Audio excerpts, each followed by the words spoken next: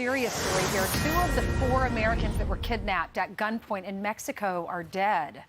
The other 2 victims are back here in the United States after a dramatic rescue near the border. Mexican authorities apparently tracked down the victims in a shed, that red building right there, and arrested the guy who was standing at the door. Griff Jenkins is live in Washington with the very latest. And so, Griff, they're trying to figure out, was this a cartel operation? Did this 24-year-old, was he just left holding the bag? Who else is involved?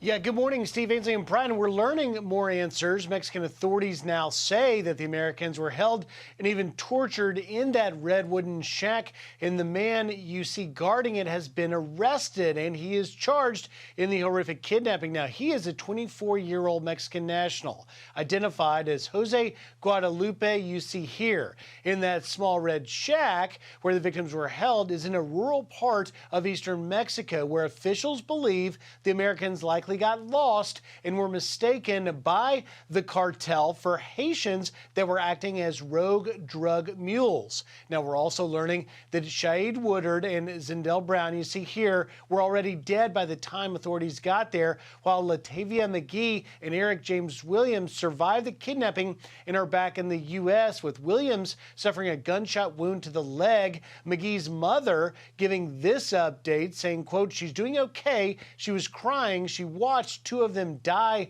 They died in front of her."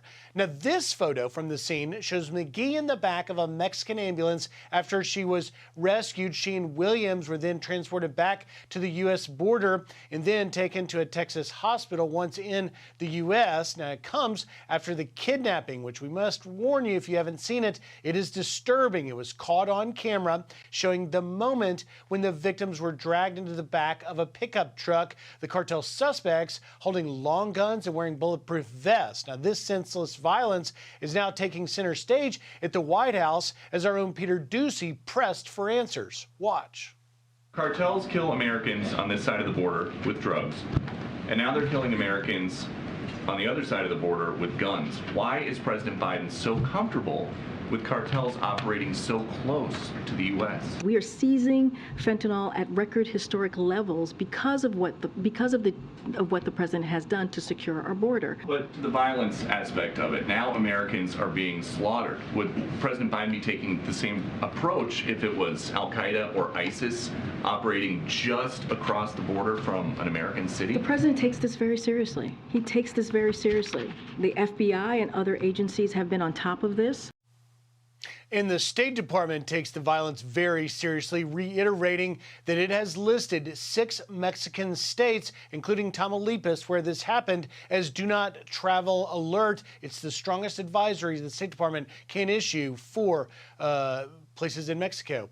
Steve, Ainsley, Brian? All right. Thank you so much, Griff. Yeah, we think about spring break. It's right around the corner. A lot of people going to Mexico. If you're one of those, our government is just saying be very careful. Avoid the areas where you'll see the cartel hotspots. There's information online. They have listed cities of where you should not go. But travel agents are reporting. Yeah, exactly. Travel agents are reporting a post-pandemic boom, though. They say bookings are similar now to pre-2020 numbers when it comes to booking vacations in Mexico.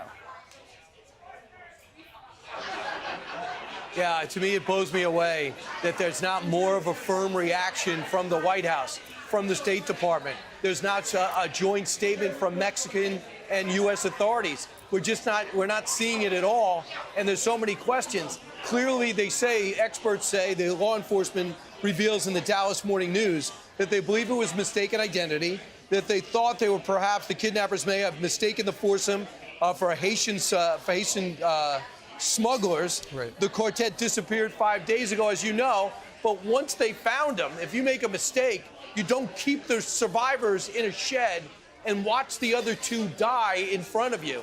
So I got problems with the mistaken identity thing, because Carolina plates in a white minivan, not usually the way cartels roll or Haitian drug mules roll, Steve. Well, here's the thing, Brian. Apparently nobody saw the plates for a while because the Mexican authorities apparently did not see this with their own two eyes. They read about it online, and then they went and investigated, and they realized that there were American plates on that white minivan. The story is that perhaps one of these, like the Gulf cartel, which it operates in that area, thought that those were Haitian smugglers in a similar van. Next thing you know, two of those people are dead. The Mexicans actually used surveillance cameras in the area to figure out the number of cartel vehicles involved in the attack. And here's ultimately what it comes down to. Because there is right now so much emphasis on trying to figure out what had happened to those 4 Americans in the minivan, what do the Mexicans do? Suddenly, out of nowhere, they found the one guy. You know that there's a whole bunch of people involved, but they got the one guy. Because now that they've got the Americans and they will be coming back after they recuperate out of that Brownsville hospital, then nobody's going to be talking about the story. And the cartel is in the clear. Nonetheless, Ainsley, you brought this up a little while ago about how there are a lot of people who are traveling to Mexico for spring break and other purposes. Here's what Chris Olivares said earlier on Fox and Friends about whether or not you're thinking about doing it. Essentially, don't. One thing that we're telling, of course, anybody that's wanting to travel to Mexico is to try to refrain from traveling to Mexico right now. It's too dangerous. There's too much crime as far as with the cartels that are operating in Mexico, especially in Matamoros. You have the Gulf cartel, which controls that entire area. But within the Gulf cartel, you have smaller groups of enforcement groups that pretty much carry out attacks. They'll do kidnappings, pretty much doing all the dirty work for the cartels. And within those groups, you have several of those groups that are fighting with each other. So because of that, the violence has increased in that particular area. And when we talk about the Haitians, one thing to keep in mind, too, is that there's thousands of Haitians right now. They've been in Mexico.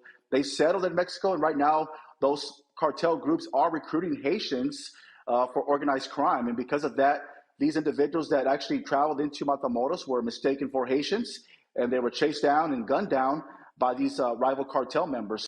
I'm Steve Doocy. I'm Brian Kilmeade. And I'm Ainsley Earhart. And click here to subscribe to the Fox News YouTube page to catch our hottest interviews and most compelling analysis.